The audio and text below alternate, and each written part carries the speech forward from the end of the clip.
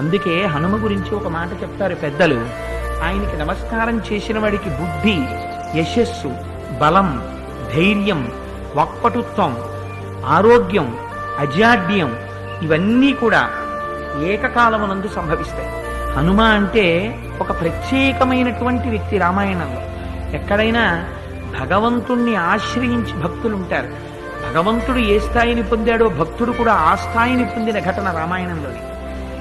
రామచంద్రమూర్తికి నేను ఈ మాట అన్నానని కాదు, కొంచెం వయస్సు వచ్చిన వాళ్ళు, కొంచెం పెద్దవాళ్ళు భక్తులు ఉంటారేమో. ఈ మాట చెప్తే రామచంద్రమూర్తి కూడా సంతోషిస్తారు. అసలు యథార్థానికి హనుమకి మాత్రం చిన్న చిన్న పిల్లల దగ్గర నుంచి భక్తులు ఉంటారు.